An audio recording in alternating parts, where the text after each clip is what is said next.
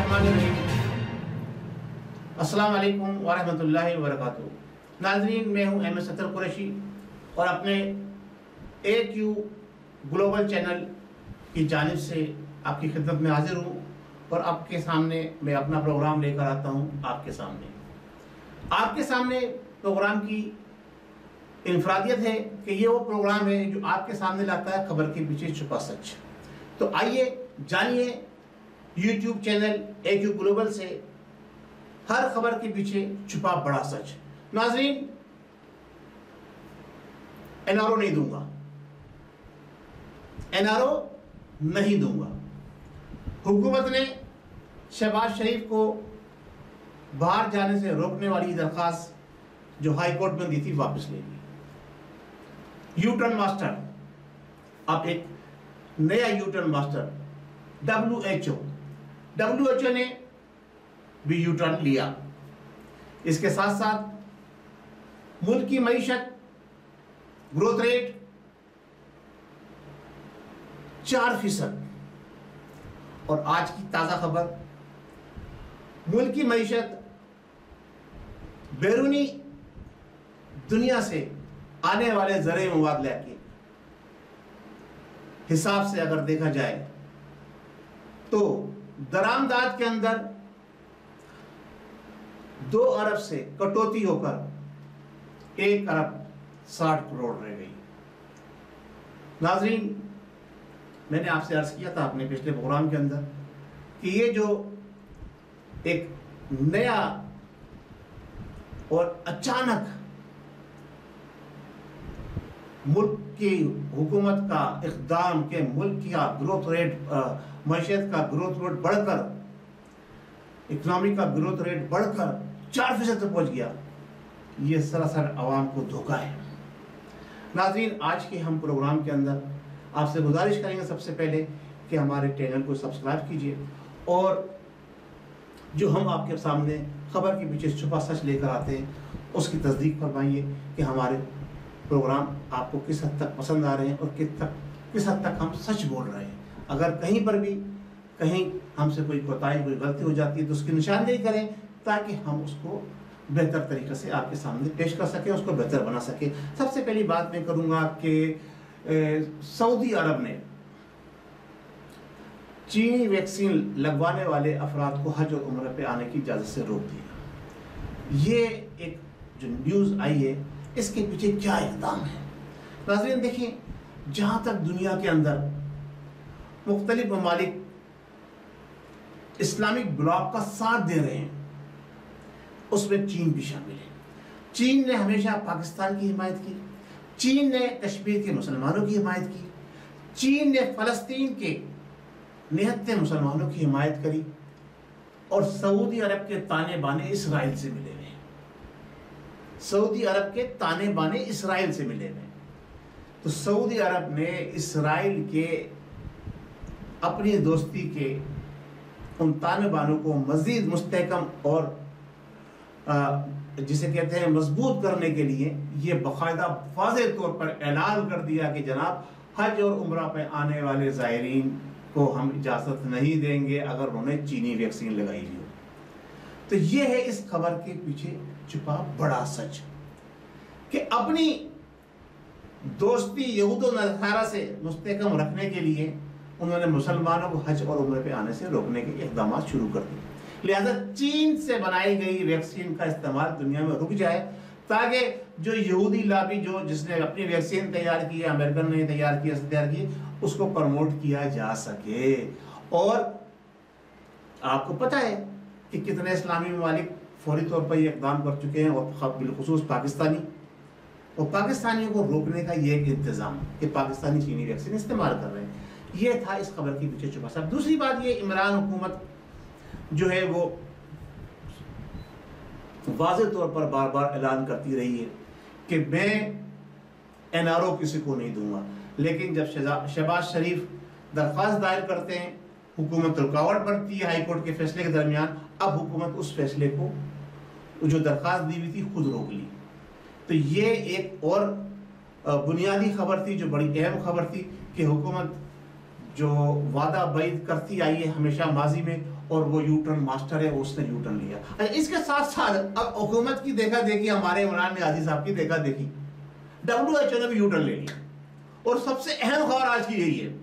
کہ WHO یہ کہتا ہے کہ یہ کرونا جو ہے وہ ایک موسمی بیماری ہے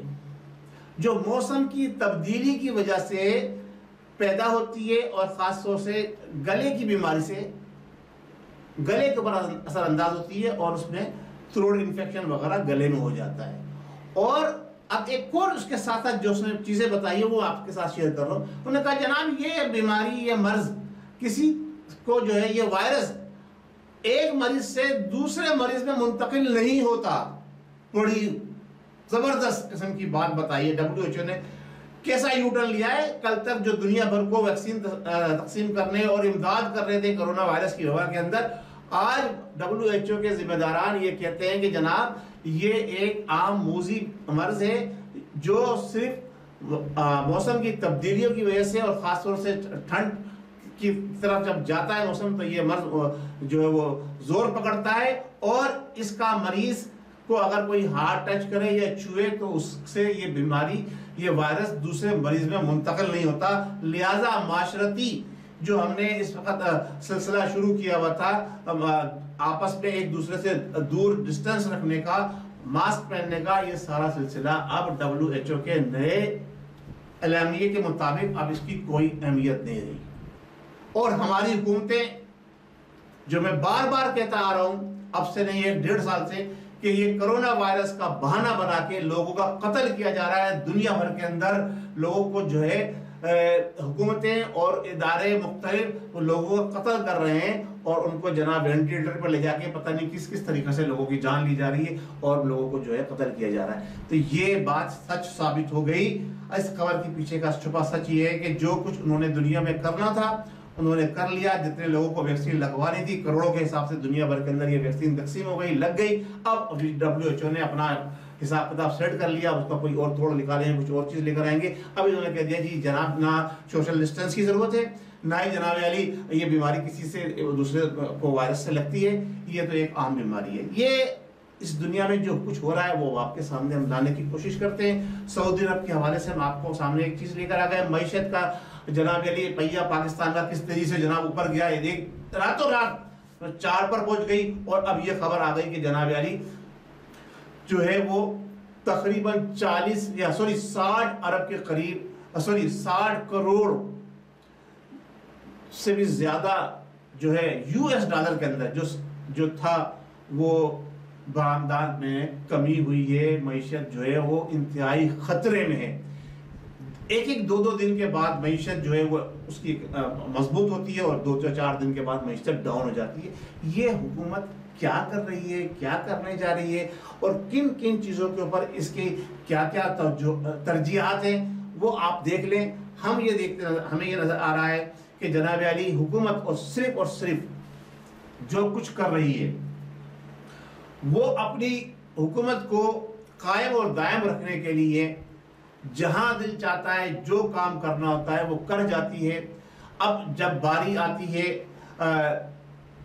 NRO کی، جو یو ٹرن ماسٹر پہلے دن سے کہتے آ رہے ہیں ہمارے، جن کو آپ لوگ پرائم منسٹر کہتے ہیں، میں کہتا ہوں خود ساختہ پرائم منسٹر ہے، لوگوں کے نامزد کردہ پرائم منسٹر ہے، وہ الیکٹڈ پرائم منسٹر نہیں ہے۔ وہ باقاعدہ اعلان کرتے رہے انصاف دیں گے، انصاف کریں گے، انصاف آپ کی دہلیز تک پہنچے گا۔ اور نوبت یہ آ گئی، جن لوگوں نے انصاف کی بات کی، جن لوگوں نے حق بات کی، جن لوگوں نے سچ بات کرنے کی جرات کی، کوشش کی گئی، ان کے ساتھ جو حسن و سلوک ہمارے خاص طور سے میڈیا پرسنز کے ساتھ ہو رہا ہے وہ آپ کے سامنے ہے۔ جو حقائق کو سامنے لانے کی کوشش کرتے ہیں ان کے ساتھ جو ہمارے ہاں ہمارے حکومت کے اندر جو سلوک کیا جا رہا ہے ان کے ساتھ وہ آپ کے سامنے ہے۔ کل میں نے آپ کو بات کی تھی، وہ بات میری ادھوری رہ گئی تھی، صرف ایک بات کر کے اس نقطے پہ واپس آتا ہوں۔ جو ہماری حکومت نے NRO نہ دینے کی بات کی تھی، آپ دیکھ لیں ڈاکٹر ظفر مرزا بھی جا چکے ہیں، آپ دیکھ لیں جناب علی اور بھی 2-3 لوگ ایسے ہیں جن کے نام بالکل کل بھی میں نے لیا تھا، وہ بھی باہر چلے گئے، زلفی بغاری وغیرہ، یوتھیوں کو بڑا جسے کہتے ہیں نا دھچکا دے کر، پیسہ بٹور کر۔ اب جو میں کل میں نے ایک بات کی تھی جو میں اس میں پوری تفصیل سے بات نہیں کر سکا، اس طرف آتا ہوں۔ یہ بڑا اہم اور بڑا ہاٹ ایشو ہے، بڑا ہاٹ ٹاپک ہے کہ جو حکومت نے اعلان کیا تھا کہ حکومت کے وزیر صاحب نے، حکومت کے نمائندوں نے، اور جو حکومت کی پالیسی ہے کہ جمعے کے خطبے اب حکومت وقت جاری کرے گی، ائمہ مساجد خود سے کوئی اپنی طرف سے خطبہ نہیں پڑھ سکیں گے۔ ناظرین، آپ نے دیکھا ہوگا کہ ہمارے جو مسلمانان نے پاکستان نے خاص طور سے یہاں سے نہیں بلکہ آپ یہ کہہ رہے ہیں مسلمانان نے جو بر صغیر پاک و ہند، وہاں کا طریقہ کار یہ رہا ہے ماضی کے اندر بھی، اور ابھی بھی یہی طریقہ کار ہے کہ جمعے کے خطبے جو ہوتے ہیں اس میں معاشرتی حوالے سے بھی بیان کیا جاتا ہے، حکومتی حوالے سے بھی بیان کیا جاتا ہے، اپوزیشن کے حوالے سے بھی بیان، عوام کو مساجد کے ذریعے ایک بہترین آگاہی ملتی ہے، جہاں ان کو دینی معلومات ملتی ہیں وہاں دنیاوی معلومات بھی ملتی ہیں۔ اچھا، اس میں مختلف مکاتب فکر کے لوگ ہوتے ہیں، وہ اپنے اپنے حوالے سے اپنے اپنے مقتدیوں کو مساجد کے علماء اکرام وہ بیان فرماتے ہیں اور صورتحال سے آگاہی دلاتے ہیں۔ جو تحریکیں چاہے وہ نظام مصطفیٰ کی تحریک ہو، چاہے وہ تحریک پاکستان ہو، میں بات کر رہا ہوں تحریک پاکستان سے، اس میں علماء اکرام کا بہترین کردار رہا۔ پھر وہ تحریک ختم نبوت ہو، اس میں بھی علماء اکرام کا بہترین کردار رہا ہے۔ پھر وہ تحریک چاہے پاکستان کے 73 کے آئین کے لیے ہو، اس میں بھی علماء اکرام کا بہترین کردار رہا ہے۔ تو وہ ساری تحریکیں، ان کا جو سلسلہ بنتا تھا، وہ سارا سلسلہ بنتا تھا وہ مساجد کے علماء اکرام کی تقریروں سے۔ اور جب قائد اعظم رحمۃ اللہ علیہ علماء اکابرین اور دینی اسکالر سے ملے، انہوں نے یہ کہا کہ ہم پاکستان کو ایک آزاد اسلامی ریاست بنائیں گے اور اس کے اندر ہر مسلمان کو ایک اسلامی قوانین کے تحت رہنے کی آزادی ہوگی، قرآن اور شریعت کو جو ہے اس کا سپریم لا ہوگا۔ لیکن ہماری حکومت نے ایک بہت بڑا شب و خون مارا ہے، ایک طرف ائمہ مساجد کو پابند کرنے جا رہی ہے اور اپنی مرضی کے وہاں پر بیان دلوانا چاہ رہی ہے، اپنی مرضی کی وہاں سے جناب علی چیزوں کی ترین اور چیزوں کی وہاں پر وہ کے متعلق بیان کروانا چاہتی ہے۔ اس کے ساتھ ساتھ جو اہم بات ہے جو میں آپ سے شیئر کرنے جا رہا ہوں کہ وہ یہ ہے کہ یہ مدینے کی ریاست کا تصور دینے والی حکومت ایک طرف بات کرتی ہے کہ ہم پاکستان کو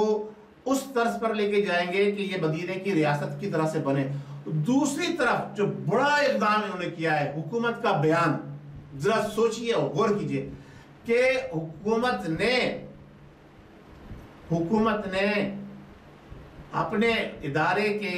ذمہ داران کے تحت یہ حکم صادر فرما دیا ہے شریعت کوڈ کو کہ سود کے نظام کو چلنے دیا جائے، اس کے اوپر پابندی نہیں لگے گی۔